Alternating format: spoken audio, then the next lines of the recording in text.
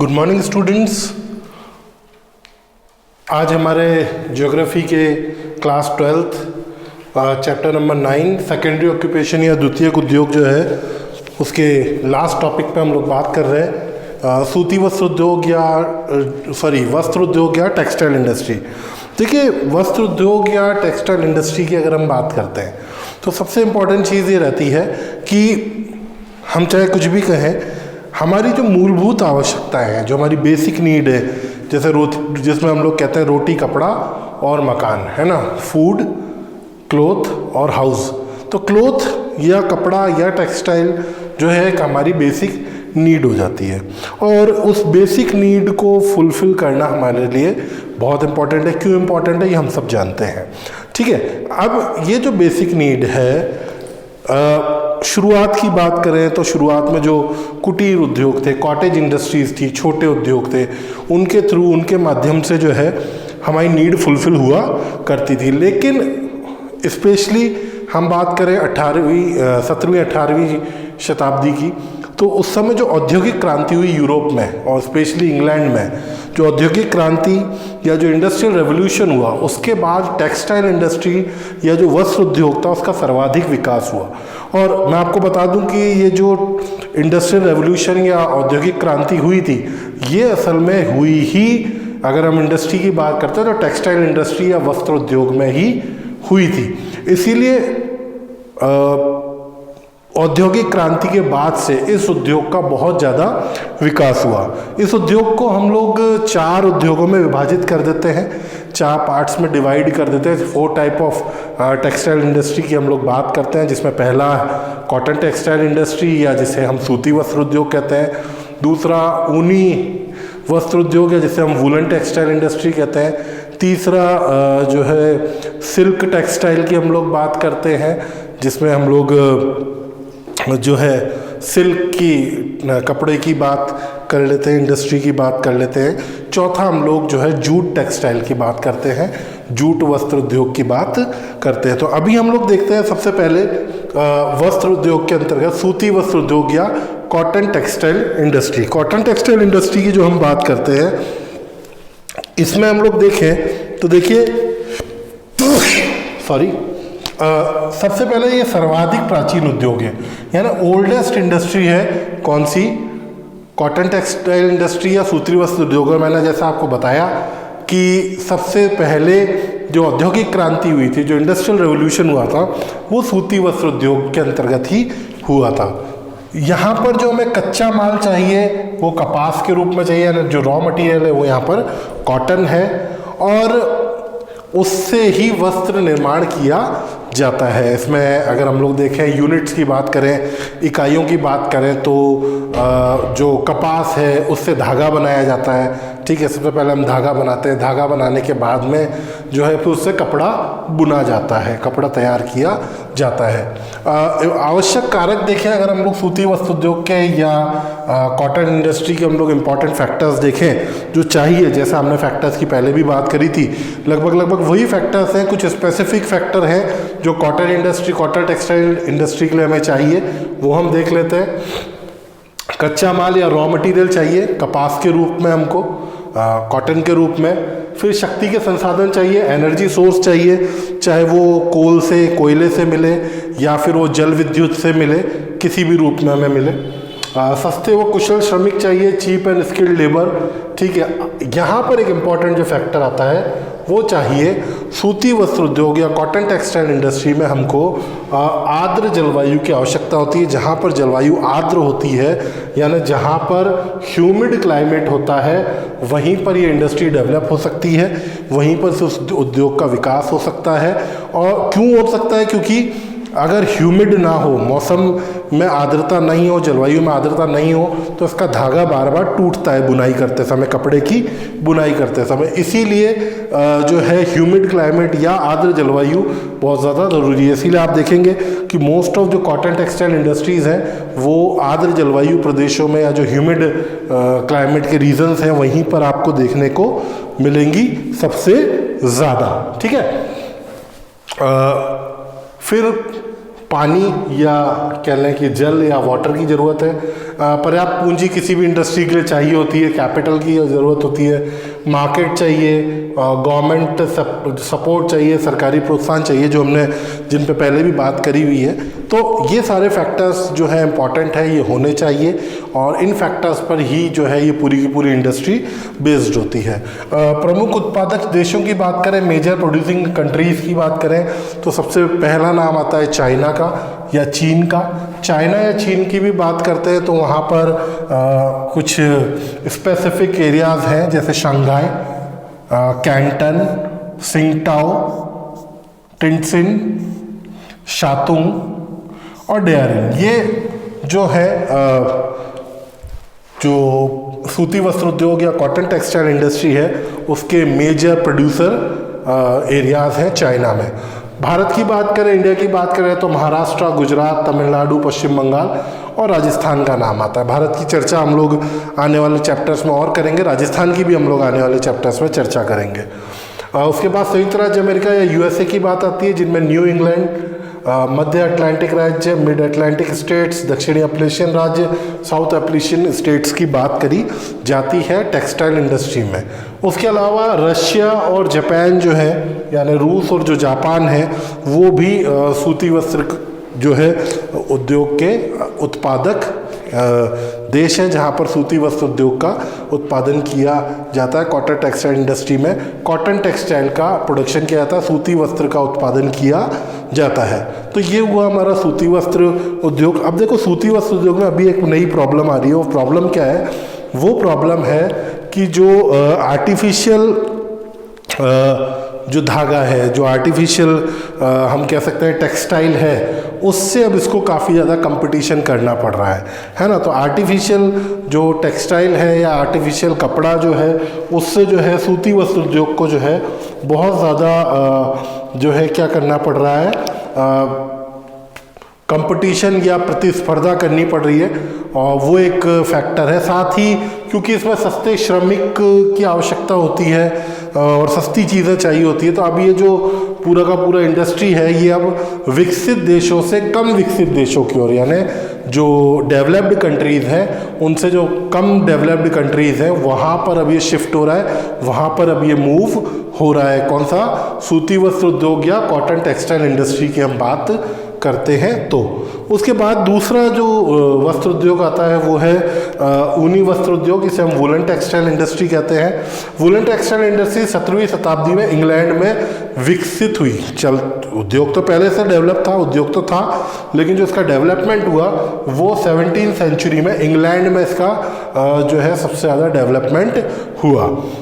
ये दूसरा सबसे बड़ा उद्योग है टेक्सटाइल इंडस्ट्री की बात करें तो। सेकंड ओल्डेस्ट जो है इंडस्ट्री है, ये सबसे पुरानी इंडस्ट्रीज़ में से एक है। इसके जो प्रमुख उत्पादक की बात करें हम लोग, है ना, मेजर प्रोड्यूसिंग कंट्रीज़ की बात करें, तो सबसे पहले तो हम कंट्रीज़ की बजाय अगर देखें तो यूरोप जो है, मेनली यूरोप जो है वो इसका मेजर जो है प्रोड्यूसिंग एरिया है, या हम कॉन्टिनेंट कह सकते हैं। मेजर प्रोड्यूसिंग कॉन्टिनेंट है, महाद्वीप है, जो जहाँ पर जो है ऊनी वस्त्र का या वुलन टेक्सटाइल का प्रोडक्शन किया जाता है। उसके अलावा देशों की बात करें तो रूस, Russia, China, Japan, India, Germany, USA, Romania, Poland, great Britain, Australia, New Zealand, ठीक है, ये ऐसे कंट्रीज़ हैं जहाँ पर जो है ऊनी वस्त्र उद्योग या हम बात करें जो वुलन टेक्सटाइल इंडस्ट्री है उसका डेवलपमेंट हुआ है। आप जानते हैं ये मुख्य रूप से जो भेड़ होती है, शीप जो होती है, उससे जो हमें ऊन प्राप्त होती है, उस पर पूरी तरह आधारित जो है उद्योग है, उस पर पूरी तरह बेस्ड जो है इंडस्ट्री ये है। और जो है बेसिकली द्वितीय विश्व युद्ध के बाद, सेकेंड वर्ल्ड वॉर के बाद इसका डेवलपमेंट हुआ, यानी हम कह सकते हैं कि औद्योगिक क्रांति के बाद ही इसका विकास जो है हुआ। और जहाँ पर भी शीत ऋतु ज़्यादा पड़ती है, यूरोप में ठंड ज़्यादा पड़ती है, वहाँ पर जो है ये इंडस्ट्री ज़्यादा डेवलप हुई है। अब हम बात करते हैं नेक्स्ट हमारा टेक्सटाइल इंडस्ट्री की, सिल्क टेक्सटाइल इंडस्ट्री या रेशमी वस्त्र उद्योग। रेशमी वस्त्र उद्योग की बात करें तो जो सर्वप्रथम चीन में विकसित हुआ था, डेवलप्ड इन चाइना, और चाइना में ही इसका मुख्य रूप से प्रारंभिक उत्पादन किया जाता था, प्रोडक्शन किया जाता था। और जनरली सिल्क जो है वो अमीरों का वस्त्र माना जाता था, है ना। जो हायर जो कह सकते हैं हम सोसाइटी में हायर रैंक के लोग थे, वो लोग इसका जो है वस्त्र पहनते थे, क्लोथिंग पहनते थे, यूज़ करते थे। तो इसका जो डेवलपमेंट है वो भी बहुत ज़्यादा नहीं देखने को आपको मिलेगा। इसका उत्पादन जो है, इसका विकास जो है वो बहुत ज़्यादा आपको देखने को नहीं मिलेगा। लिमिटेड एरियाज़ में ही आपको जो है सिल्क टेक्सटाइल इंडस्ट्री जो है वो डेवलप मिलेगी, और बहुत ही लोकल लेवल पर इसका शुरुआत में, स्टार्टिंग में जो है प्रोडक्शन हुआ करता था। तो इस तरह से जो है एक तरह से जो है एक कुटीर उद्योग के रूप में कह सकते हैं हम लोग, है ना, जो है रेशमी वस्त्र उद्योग या सिल्क टेक्सटाइल इंडस्ट्री का स्टार्टिंग में जो है डेवलपमेंट हुआ था। एज अ कॉटेज इंडस्ट्री जो है इसका डेवलपमेंट चाइना में जो है वो हुआ था। फिर धीरे धीरे दूसरे देशों तक भी इसका जो है पहुंचा इसका प्रोडक्शन होने लगा। अदर कंट्रीज़ में भी इसका जो है प्रोडक्शन होने लगा। लेकिन जो है जितना सूती वस्त्र उद्योग यानी कॉटन टेक्सटाइल और ऊनी वस्त्र उद्योग, वुलन टेक्सटाइल का जितना डेवलपमेंट हुआ इंडस्ट्रीज़ का, उतना डेवलपमेंट आपका सिल्क टेक्सटाइल इंडस्ट्री या रेशमी वस्त्र उद्योग का नहीं मिला, है ना। जनरली जो हमारा प्राकृतिक रेशम जो है, जो हमारा प्राकृतिक रेशम है, जो नेचुरल सिल्क है, वो एक कीट होता है, कीड़ा होता है, हम कह सकते हैं, जिसको हम बायक्जूम कहते हैं। बायक्जूम नाम का जो साइंटिफिक नेम है इसका, जो रेशम कीट होता है, उससे हमें जो है रेशम प्राप्त होता है। जो बायक्जूम जो कीट है ये शहतूत के पत्तों पर विकसित होता है। Survive on the leaves of mulberry. Mulberry leaves जो होती हैं, शहतूत के जो पत्ते होते हैं, उस पर ये कीड़ा पलता है, या ये कीट जो है वो पलता है। और शहतूत के जो ये पेड़ पर जो पलने वाला ये जो प्राकृतिक रेशम कीट है, इससे रेशम प्राप्त करने के 3 चरण होते हैं, 3 फेजेस होते हैं। ये जो हमें बताए गए हैं, जो हम देखते हैं, सबसे पहले कोकून बनता है, यानी जो बायजू से जो रेजिन निकलता है, जो पदार्थ निकलता है, वो उस कीड़े के चारों ओर लपट जाता है, जिससे वो कोकून के रूप में डेवलप हो जाता है, कोकून बन जाता है, जो हमने साइंस में पढ़ा हुआ है पहले बचपन में भी। तो कोकून का निर्माण हो जाता है, पूरा मटेरियल जो उस कीड़े के चारों ओर, कीट के चारों ओर जम जाता है या इकट्ठा हो जाता है, हम ये कह सकते हैं। तो प्रोडक्शन ऑफ कोकून, ठीक है। दूसरा, कोकून से धागा उतारना, wrapping silk thread from cocoon. तो उस कोकून से क्या करते हैं, वो कोकून को खोल के उसको लेते हैं, उसको गर्म पानी में डालते हैं और उसमें से धागा निकाला जाता है, और फिर रेशमी वस्त्र बनाना या वेविंग ऑफ सिल्क टेक्सटाइल। तो इस तरह से सिल्क टेक्सटाइल या जो रेशमी वस्त्र है उसका उत्पादन किया जाता है। उत्पादक क्षेत्रों की बात करें, देशों की बात करें उत्पादन की या प्रोडक्शन की, तो जापान में 50% लगभग, चाइना में 28%, रशिया में 6% और इंडिया में भी 6% लगभग जो है सिल्क का प्रोडक्शन किया जाता है। मोस्ट ऑफ सिल्क का जो प्रोडक्शन है वो एशियन कंट्रीज़ में होता है, लेकिन आप देखेंगे कि कई बार ऐसा भी देखने को मिलता है कि प्रोडक्शन तो कहीं पर ज़्यादा होता है और जो सिल्क टेक्सटाइल का प्रोडक्शन है वो दूसरे एरियाज में आपको कई बार ज़्यादा देखने को मिल सकता है। अमेरिका में सिल्क जो टेक्सटाइल है, सिल्क क्लोथिंग जो है, उसके प्रोडक्शन के लिए एक फेमस सिटी है जिसे पैटरसन नगर या पैटरसन सिटी के नाम से जाना जाता है। कई बार बोर्ड में क्वेश्चन आ चुका है कि पैटरसन नगर या पैटरसन सिटी क्या है, ठीक है, ये क्वेश्चन कई बार आ चुका है, तो इसको आप बहुत इंपॉर्टेंटली देखिएगा कि अमेरिका का रेशम नगर कहते हैं, क्योंकि वहाँ पर सिल्क क्लोथिंग का या सिल्क टेक्सटाइल का बहुत ज़्यादा प्रोडक्शन होता है, रेशमी वस्त्रों का बहुत ज़्यादा उत्पादन होता है, इसीलिए उसे अमेरिका का रेशम नगर या सिल्क सिटी कहते हैं और उसका नाम है पैटरसन नगर या पैटरसन सिटी।